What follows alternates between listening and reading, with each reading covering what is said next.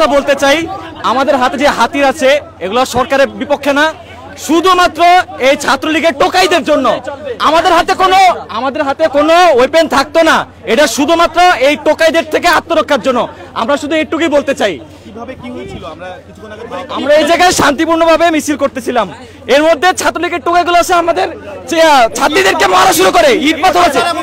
বর্তমানে 5 থেকে 6 জন আমাদের বাসিতে আহত আছে, এটা আপনাদের বুঝতে হবে। এই কারণে আমরা হাতে লাঠি নিছি, তাছাড়া আমাদের পক্ষে লাঠি নেওয়ার কোনো কথাই ছিল না, ঠিক আছে?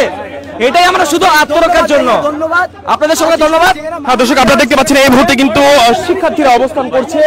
শিক্ষার্থীরা বলছে যে তাদের যে দাবি, সেই দাবি পূরণ না হওয়া পর্যন্ত তাদের আন্দোলন চলে যাবে। এবং কিছুক্ষণ আগে কিন্তু ছাত্রলীগের সঙ্গে শিক্ষার্থীদের দাওয়া পাল্টা দেওয়ার ঘটনার অভিযোগ তারা করেছে। তারা বলছে যে তারা এখানে অবস্থান করেছিল, তাদের উপরে হামলা করেছে। পরবর্তীতে শিক্ষার্থী এবং ছাত্রলীগ নেতাকর্মীদের মধ্যে কিন্তু দাওয়া পাল্টা দেওয়ার ঘটনা ঘটেছে। এবং এই মুহূর্তে কিন্তু এখানে নাবিল স্কুল সামনে কিন্তু শিক্ষার্থীরা অবস্থান নিয়েছে এবং শিক্ষার্থীরা বলছে তাদের দাবি তারা আদায় না হওয়া পর্যন্ত তারা আন্দোলন চালিয়ে যাবে।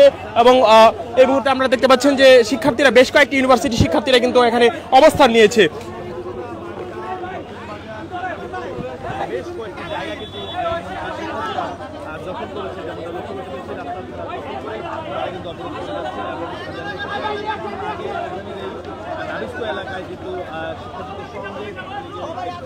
দর্শক, আপনারা দেখতে পাচ্ছেন নাবিস্কো এলাকাতে কিন্তু এই মুহূর্তে শিক্ষার্থীরা অবস্থান নিয়েছে এবং শিক্ষার্থীরা বলছে যে তাদের সাথে কিছুক্ষণ আগে দাওয়া পাল্টা দেওয়ার ঘটনা এখানে ঘটেছে। এখন এই মুহূর্তে অনেকটা শান্ত পরিবেশ রয়েছে, শিক্ষার্থীরা অবস্থান করছে। একদিকে শিক্ষার্থীরা কিন্তু বিভিন্ন ইউনিভার্সিটির শিক্ষার্থীরা কিন্তু আরও এখানে এসে আশেপাশে যে ইউনিভার্সিটিগুলো রয়েছে সেগুলো কিন্তু এখানে এসে জড়ো হচ্ছেন এবং শিক্ষার্থীরা কিন্তু বাড়ছে। এখানে শিক্ষার্থীর সংখ্যা কিন্তু এখানে বাড়ছে ক্রমশই।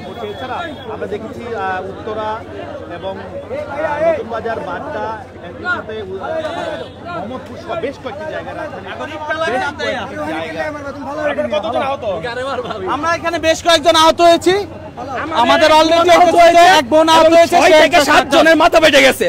ছাত্রলীগের, ভার্সিটি ছাত্রলীগ এবং এলাকার যে ছাত্রলীগ আছে তারা প্রত্যক্ষভাবে 50-60 জন আমাদের ভার্সিটির উপর আক্রমণ করেছে।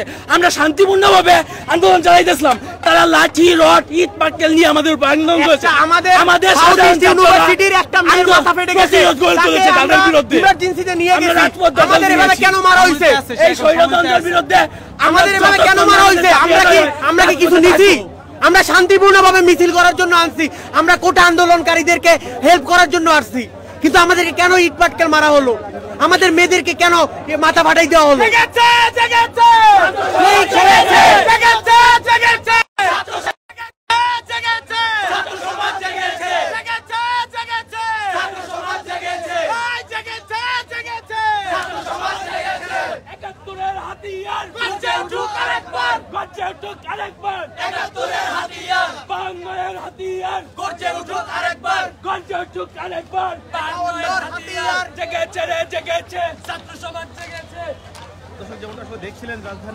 দর্শক, আমরা এই মুহূর্তে অবস্থান করছি রাজধানীর নাবিস্কোতে। আমরা এই মুহূর্তে দেখতে পাচ্ছি নাবিস্কোতে সাউথ ইউনিভার্সিটি সহ বেশ কয়েকটি ইউনিভার্সিটির শিক্ষার্থীরা কিন্তু এখানে এসে অবস্থান নিয়েছে এবং তাদের সাথে কিন্তু দাওয়া পাল্টা দেওয়ার ঘটনা ঘটেছে এবং এই মুহূর্তে শান্ত অনেকটা পরিবেশ রয়েছে।